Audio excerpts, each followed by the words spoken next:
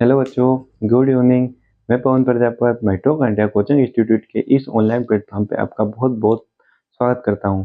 तो बच्चों, आज हम पढ़ेंगे सेल चैप्टर, जो कि 11वीं कक्षा की दृष्टि से और जो बच्चे नीट की तैयारी कर रहे हैं की दृष्टि से बहुत ही महत्वपूर्ण चैप्टर है। तो आइए हम पढ़ते हैं सेल चैप्टर के बारे में, है ना। सबसे पहले अपन सेल चैप्टर में कोशिका के बारे में पढ़ेंगे। कोशिका किसी भी जीव के जीवन की शुरुआत किससे होती है? तो कोशिका या फिर एक सेल से होती है। हमारे जीवन की शुरुआत किससे हुई है? तो कोशिका से ही हुई है। किससे हुई है बच्चों? तो कोशिका से ही हुई है। हमारी संरचना का निर्माण कौन कर रहा है? तो कोशिका ही कर रही है। और हमारे शरीर में बच्चों जो भी कार्य होते हैं वो किसके द्वारा होते हैं? तो एक कोशिका के द्वारा ही संपन्न होते हैं। ठीक है। तो इस तरीके से अपन एक कोशिका को कह सकते हैं कि कोशिका क्या होती है। कोशिका को जीवन की संरचनात्मक एवं क्रियात्मक इकाई कहते हैं। क्या कहते हैं बच्चों? कोशिका को एक जीवन की संरचनात्मक एवं क्रियात्मक इकाई कहते हैं। क्यों कहते हैं? कि कोशिका एक कोशिका ही है जो हमारी संरचना भी बना रही है, और एक कोशिका ही है जो हमारे शरीर में जो भी कार्य संपन्न हो रहे हैं वो किसके माध्यम से हो रहे हैं? तो कोशिका के माध्यम से ही संपन्न हो रहे हैं। ठीक है, आया समझ में? क्योंकि एक कोशिका ही होती है जो पूरे जीवन को जो भी मानव शरीर का पूरा जीवन है उसको बना सकती है। ठीक है। और कोशिका के बारे में अपन आगे बात करेंगे। यही वह कोशिका होती है जो हमारी संरचना भी बना रही है, और यही वह कोशिका होती है जिससे जो उत्पाद बनेगा वो सारे कार्य करेगा।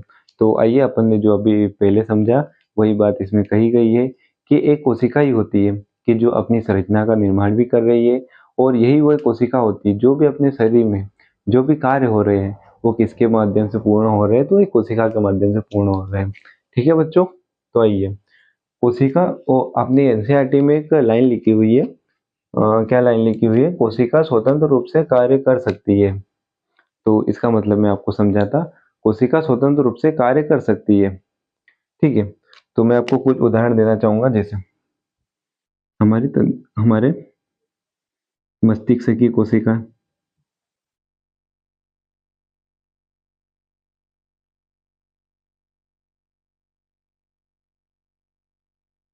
ठीक है, हमारे मस्तिष्क कोशिका, हम हमारे मस्तिष्क की कोशिकाओं को क्या बोलने जाते हैं कि मस्तिष्क की कोशिका तू काम कर, तू कुछ नहीं कर रही है, तू इतनी देर की फालतू क्यों बैठी है, तू पढ़ाई क्यों नहीं कर रही है। ऐसा नहीं बोलते ना, वो ऑटोमेटिक अपना काम करते रहती है। अपने जैसे तो नहीं कि बताना पड़ता है हर बात। ठीक है।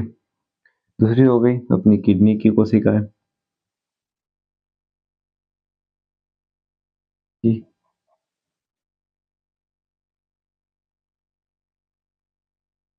किडनी की कोशिका है नहीं, अपनी किडनी होती है। ठीक है।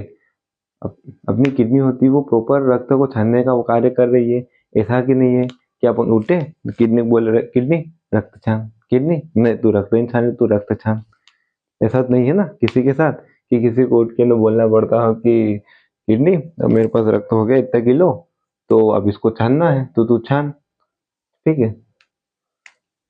तो ऐसा इनके अपने इसमें ही है, जो हमारा मस्तिष्क है, हमारी किडनी है, इनके केस में ऐसा नहीं है।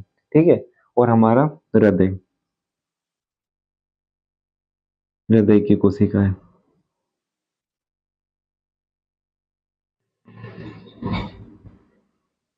ठीक है। हृदय की कोशिका है कि क्या आप सुबह से या फिर शाम को उठते घड़ी बोलते हो कि हृदय की कोशिका तू आज दिन भर धड़कना? तो कोशिका बोले कि हाँ सर, मैं तो दिन भर धड़कूंगी। और जैसे रात हुई कि बोलेंगे सर मैं तो अपन बोलेंगे कि मैं तो सो रहा हूँ।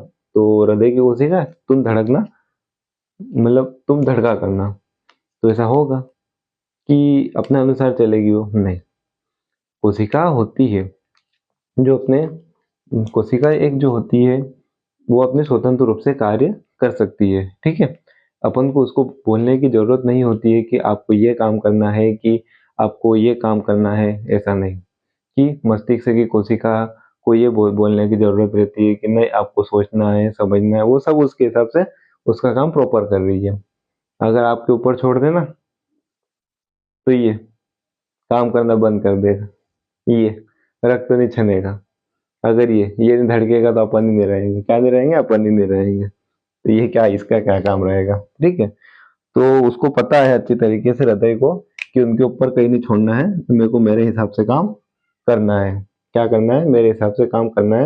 तो इसलिए कोशिका अपने कार्य, अपने जो भी कार्य रहते हैं वो कैसे करती है? स्वतंत्र रूप से कार्य करती है। ठीक है बच्चों। तो जीवन के जो भी आवश्यक कार्य कोशिका के द्वारा ही संपन्न हो सकते हैं। ठीक है। जीवन के जो भी महत्वपूर्ण कार्य होते हैं वो कोशिका के द्वारा ही संपन्न होते हैं। ऐसा नहीं है कि कोशिका अपने ऊपर छोड़ देती है कि भाई ये कार्य है, ये तू कर लेना। ऐसा तो नहीं है किसी के साथ। हाँ, हो सकता है किसी के साथ, नहीं है पर जो भी, ये मजाक वाली बात है। अपनी जो कोशिका होती है, जो भी जीवन के जो भी आवश्यक कार्य होते हैं वो कौन संपन्न करवाता है? तो अपनी कोशिका ही संपन्न करवाती है। ठीक है। चलिए मैं आपको एक मिनट थोड़ा देख लेता हूँ कि प्रॉपर आ रहा है, लाइट बराबर आ रही है। ठीक है बच्चों। तो अपन ने सबसे पहले कोशिका के परिचय के बारे में जाना कि कोशिका किसी जीव की संरचना कौन बनाता है? तो कोशिका बनाती है। कि अपने शरीर में जो भी कार्य होते हैं वो किसके माध्यम से होते हैं? तो कोशिका के माध्यम से होते हैं। ठीक है बच्चों। तो आइए बच्चों, अब अपन पढ़ने जा रहे हैं कि ये कोशिका की खोज किसने करी। तो सर्वप्रथम कोशिका की खोज सन 1665 में रॉबर्ट हुक नामक वैज्ञानिक ने कोशिका की खोज करी। अपनी एनसीईआरटी में एक माइनर मिस्टेक दी हुई है। उसमें एंटोनियो लियोन हॉक जी का नाम या वैज्ञानिक का नाम पहले लिया गया है। ठीक है। तो उसमें आप थोड़ा सुधार कर लीजिएगा। तो कोशिका की खोज किस में आएगी? सन 1665 में रॉबर्ट हुक ने कोशिका की खोज करी, है नहीं? तो वो सबसे पहले जो रॉबर्ट हुक ने कोशिका की खोज करी तो वो कैसी कोशिका थी? तो वो एक कैसी कोशिका थी? तो एक मृत कोशिका थी। कैसी कोशिका थी बच्चों? तो एक मृत कोशिका थी। ठीक है। तो रॉबर्ट हुक ने कोशिका की खोज तो कर दी, और वो कोशिका कैसी थी? तो मृत अवस्था में थी। ठीक है। तो अब जो रॉबर्ट हुक ने कोशिका की खोज करी तो किसमें करी आखिर?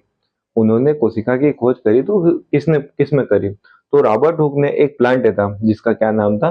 Okay plant. क्या नाम है? Oak plant. उन्होंने उसकी छाल ली, और उस छाल में एक उत्तक होता है। कौन सा उत्तक? उसको बेसिकली क्या बोलते हैं? कार्ग उत्तक। ठीक है। कार्ग उत्तक में, उस उत्तक में उन्होंने कोशिका को देखा। और किसमें देखा? तो उन्होंने सबसे पहले तो एक लकड़ी का जो ओक प्लांट है उसकी छाल ली। उसमें से उन्होंने क्या किया? उन्होंने एक मतलब कार को, एक उसमें छाल में एक कार उत्तक रहता है वो लिया। उसको किसमें देखा? अपने जो मॉडिफाई, उस टाइम पे तो थोड़े मॉडिफाई सूक्ष्मदर्शी कम होते थे, फिर भी उन्होंने उस सूक्ष्मदर्शी को क्या किया? मॉडिफाई किया। और उन्होंने कोशिका की उस उत्तक को उस उत्तक को अपने बनाए गए माइक्रोस्कोप में उसका अध्ययन किया। ठीक है। तो वो कोशिका उनको कैसी दिखाई दी? तो वो एक अपना जो मधुमक्खी का छत्ता आता है, क्या, कौन सा छत्ता?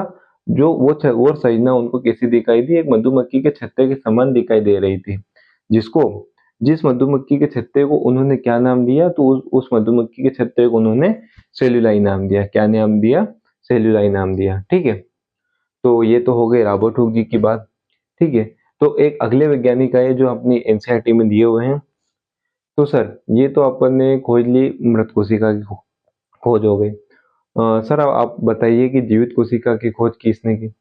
बताता हूँ। देखिए, एक वैज्ञानिक थे जिनका नाम था एंटोनियो लियोनॉफ, जिन्होंने जीवित कोशिका की खोज की थी। ठीक है। क्या नाम था? जिनका नाम था एंटोनियो लियोनॉफ। और ये जिन्होंने किसकी खोज करी बच्चों? तो वो जीवित कोशिका की खोज की थी लियोनॉफ द्वारा। अब अपन जानते हैं कि लियोनहॉक द्वारा खोजी गई जीवित कोशिका के नाम, कि लियोनहॉक ने आखिर जीवित कोशिका में कौन कौन सी कोशिकाओं को खोजा था। तो सबसे पहले कोशिका उन्होंने आरबीसी की खोज करी थी। आरबीसी कोशिका की खोज करी।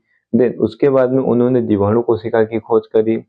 और उसके बाद में उन्होंने ईस्टे कोशिका की खोज करी। और उसके बाद शुक्राणु कोशिका की खोज करी। और लास्ट में उन्होंने प्रोटोजोआ। इन सारे जीवित कोशिकाओं की खोज किसने करी? इन सारे जीवित कोशिकाओं की खोज का श्रेय किसको जाता है? तो वो अपने किसको जाता है? एंटोनो लियोनोव ने। और सबसे पहले जीवित कोशिका खोजने का श्रेय भी किसको जाता है? तो एंटोनो लियोनोव ने। तो समझ में आया होगा बच्चों आपको। सबसे पहले सन 1665 में एक रॉबर्ट हुक नामक वैज्ञानिक ने क्या किया था? एक ओक प्लांट में ओक प्लांट की लकड़ी छाल ली। उसमें एक उत्तक पाया जाता है जिसका क्या नाम है? कार्क। ठीक है। और उन्होंने उस कार्क को अपने मॉडिफाई माइक्रोस्कोप में देखा, तो वो जो उस कार्क उत्तक की जो संरचना थी उनको कैसी दिखाई दी? एक मधुमक्खी के छत्ते के समान दिखाई दी। कैसी दिखाई दी बच्चों? तो एक मधुमक्खी के छत्ते के समान दिखाई दी। ठीक है। अब वो मधुमक्खी के छत्ते के समान उनको संरचना दिखाई दी, तो उस संरचना को उन्होंने क्या नाम दिया? तो उस संरचना को बच्चों उन्होंने सेल्यूलाई नाम दिया। क्या नाम दिया? सेल्यूलाई नाम दिया। ठीक है। क्या नाम दिया? सेल्यूलाई नाम दिया। और उसके बाद में आए अपने एंटोनो लियोनोव। कौन से वैज्ञानिक का? एंटोनो लियोनोव। ठीक है। जिन्होंने सबसे पहले जीवित कोशिका की खोज करी। अब वो जीवित कोशिका उन्होंने कौन कौन सी खोजी? तो सबसे पहले उन्होंने आरबीसी कोशिका की खोज करी। उसके बाद जीवाणु कोशिका की खोज करी, इष्टो कोशिका की खोज करी, शुक्राणु कोशिका की खोज करी। उसके बाद में उन्होंने प्रोटोजोआ कोशिका की खोज करी। इन सारी कोशिकाओं का खोज का श्रेय किसको जाता है? तो एंटोनो लियोनोव को जाता है। किसको जाता है? तो एंटोनो लियोनोव को जाता है। ठीक है। तो आज अपन ने पढ़ा कि कोशिका की खोज के बारे में। एक मिनट में आपको जरा